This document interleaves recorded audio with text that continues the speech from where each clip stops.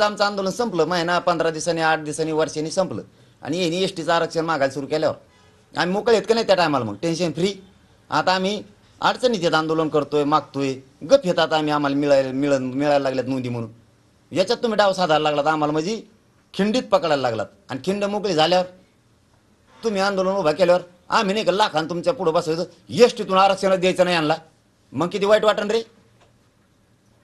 तुम्ही जे म्हटलात की 9 मंत्र्यांना मी पाडणार आहे, ते कोण कोण आहेत? त्यात भुजबळ आहेत का आणि अन्य कोण आहेत? मला 13 तारखेपर्यंत निर्णय बघून द्या, मला निर्णय बघून द्या 13 तारखेपर्यंत.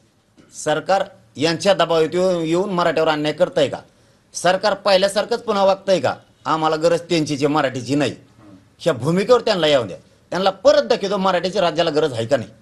मी 13 तारखेपर्यंत येऊन द्या, मग सांगतो कोण कोण आहेत. तिथून पुढं 12च ओपन करून देतो धाड दिशी, जाऊ दे तिकडे.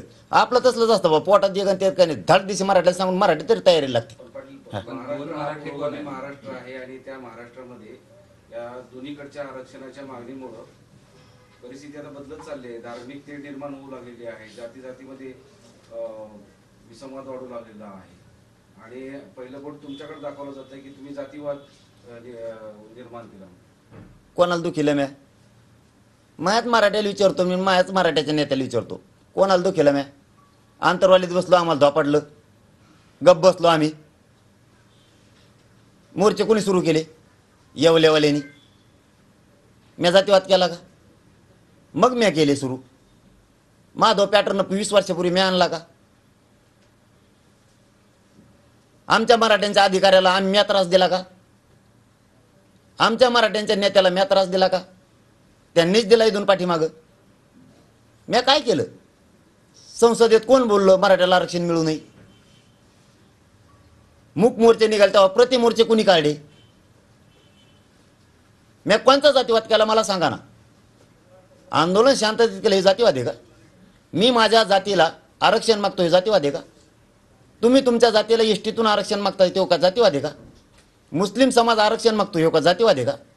त्यांच्या पोराला लागतंय आरक्षण, ती राज्याची केंद्राची सुविधा आहे आरक्षण म्हणजे, तिथे घेतात ओपनसाठी. म्हणजे ओपनमध्ये सगळ्या जाती येतात, मग ज्या ज्या येतात, मुस्लिम येतो, ब्राह्मण येतो, मराठा येतो, त्यांच्यासाठी EWS दिलं. मग काय जातीवाद आहे का? मारवाडी येतो त्याच्यामध्ये, मग काय जातीवाद आहे का ते?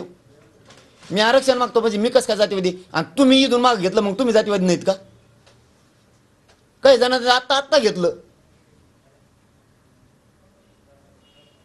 काहीला आत्ता मिळालं, काहीला 67ला मिळालंय, काहीला